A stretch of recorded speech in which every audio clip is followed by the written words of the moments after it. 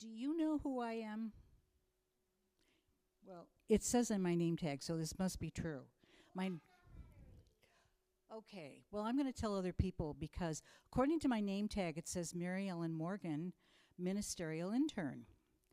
Do you know what a minister is? Ugh. I have spent many years and a lot of money trying to figure that out. And when I was at my church last year in Oregon City, I asked the children if they knew what a minister was, and you know what they told me? The minister owns the church and tells everybody what to do. I got so excited. I didn't learn that in seminary, and that I must have missed that day. But I got really excited, and then I thought, well, wait a minute, is that true? Because I want to be a minister like Reverend Brian. I know. Yeah, I know. I'm not that tall, and I can't sit in that little chair without getting a crane to get me out of it. So, I know, because it's your size. Oh, I know, because you're getting very tall, Milo.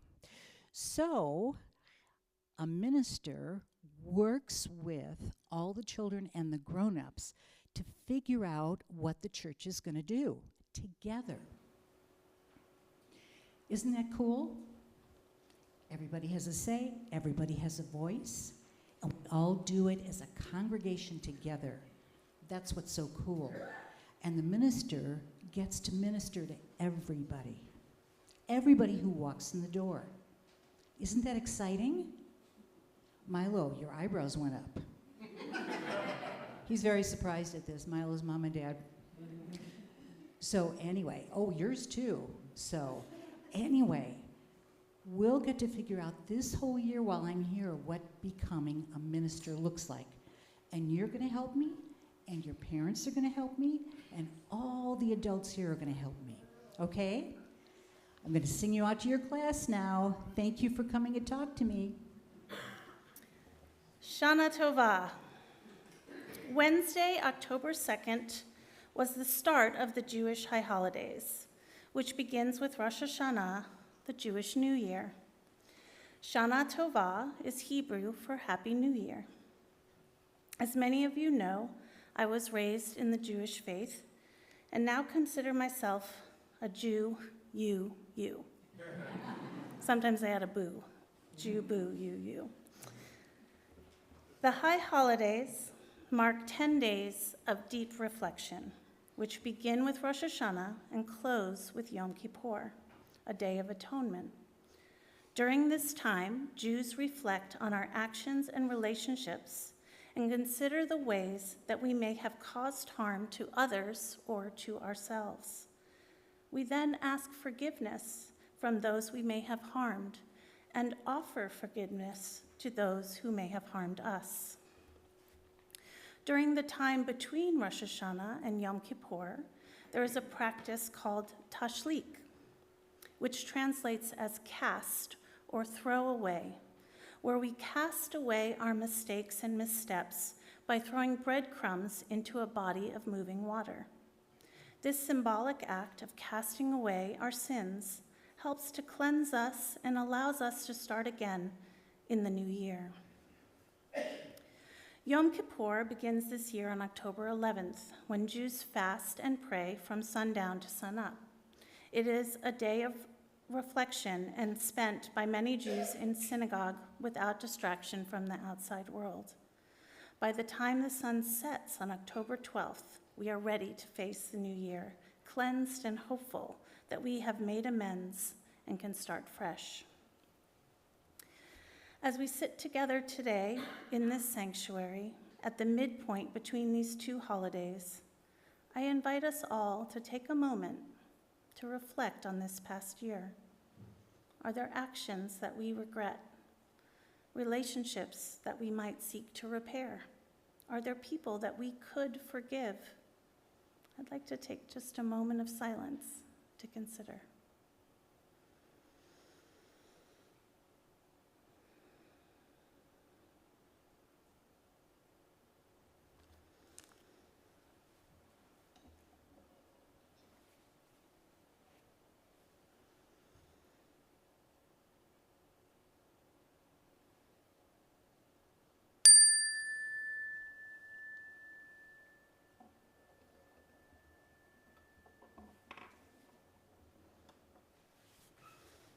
I invite you to join in this Jewish tradition of repair in the next few days. Consider the ways you might make amends with yourself or with others. I like to close with a poem by Marge Piercy titled Head of the Year. The moon is dark tonight, a new moon for a new year. It is hollow and hungers to be full. It is the black zero of beginning. Now you must void yourself of injuries, insults, incursions. Go with empty hands to those you have hurt and make amends. It is not too late.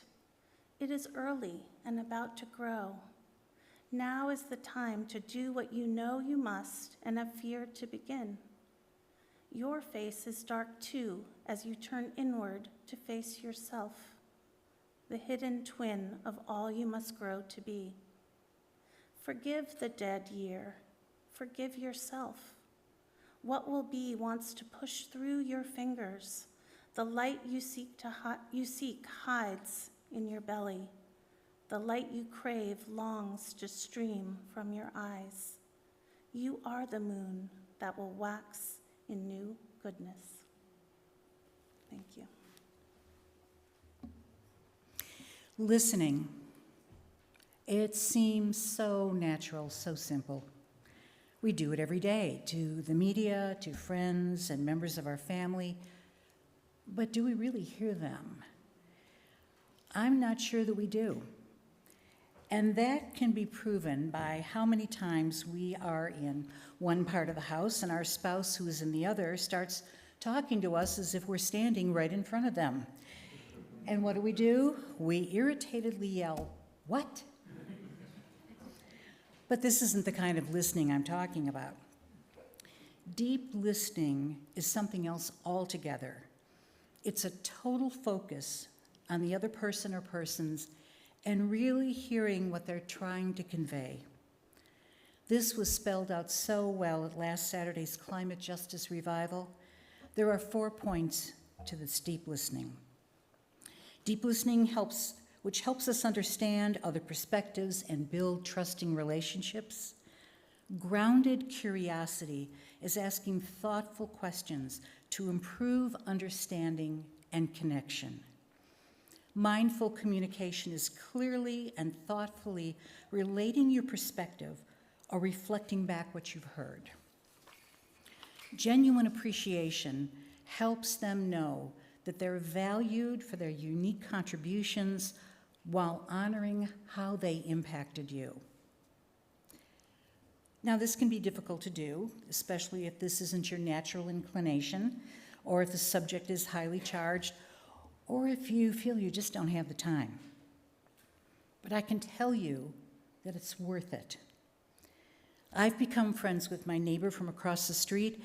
She and I have different responses to certain subjects, for instance, changing pronouns and transgender persons. When these topics first came up, I was put on edge and so uncomfortable because what she was totally saying was discounting so many of my friends and how they were living their lives. But I didn't react immediately. I gave myself a chance to take a breath and wonder where her fear was coming from. And although we have differing political and social values, she's become an important friend, one that I meet with twice a week, and I didn't want to lose that.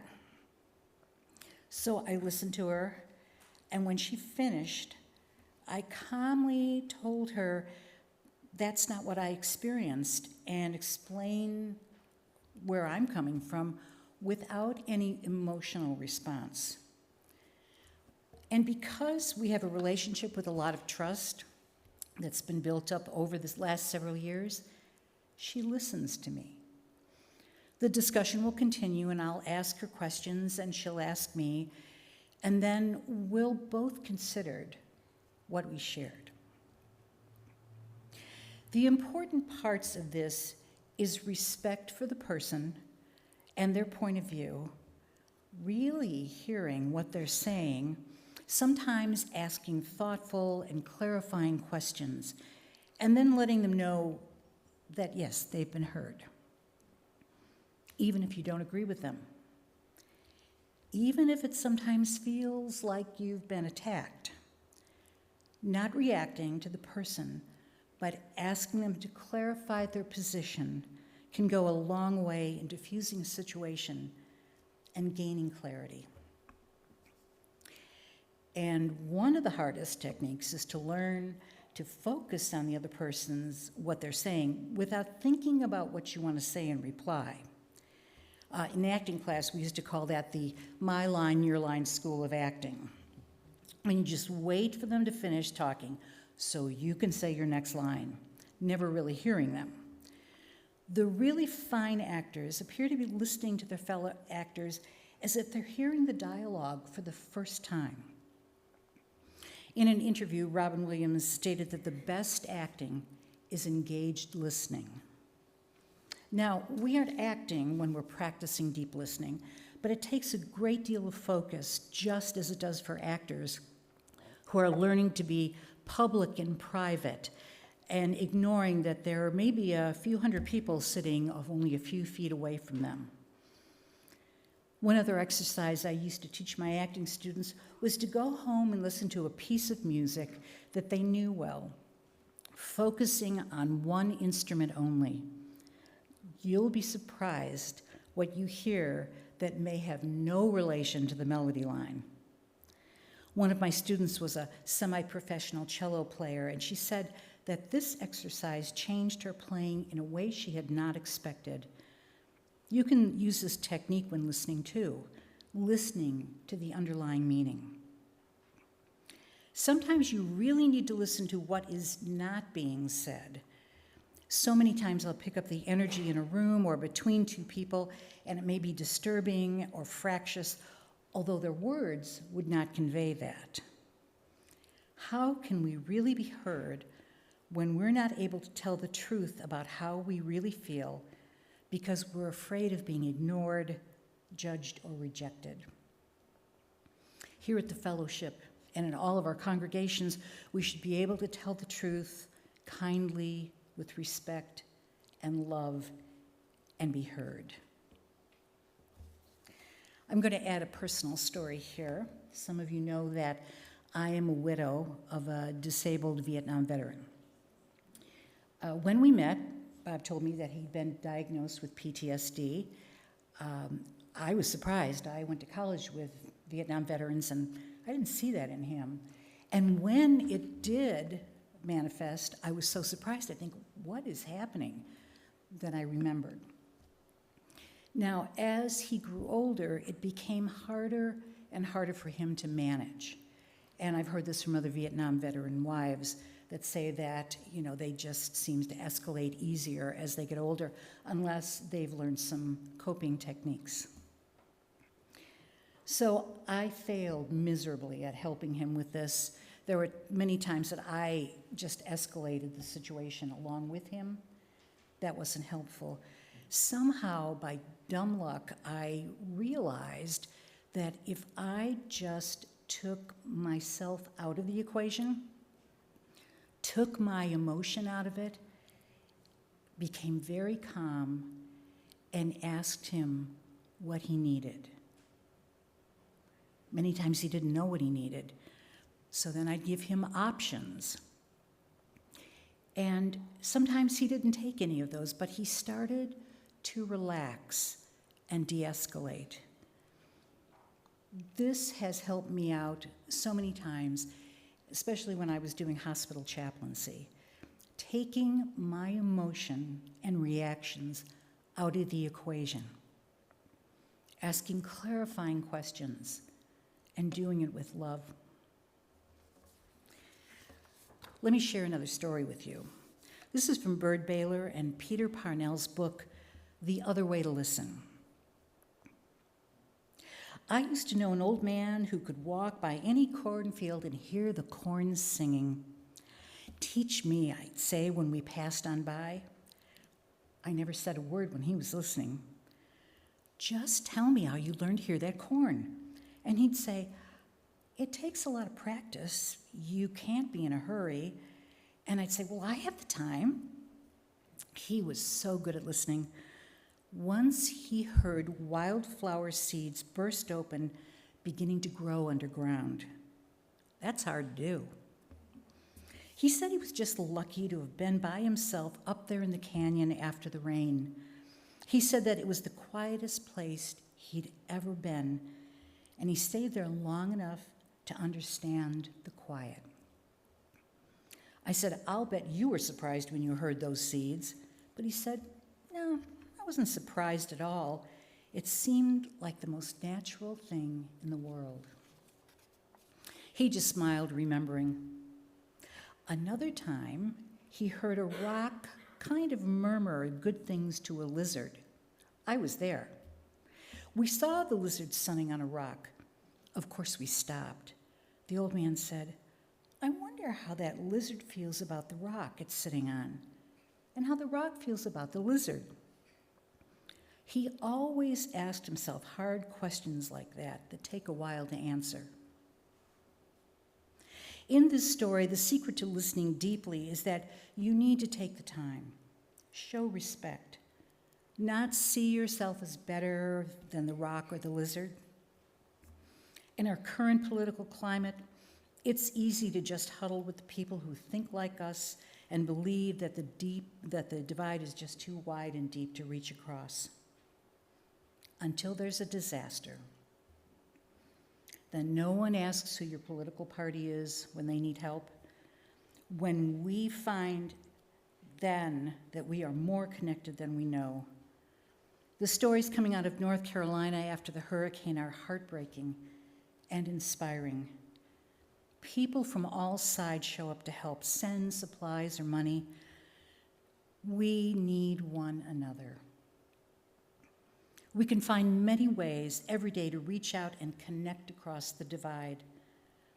Our Unitarian Universalist value of interdependence tells us that our ability to thrive and survive is dependent on every plant, animal, person, and the elements of the earth itself.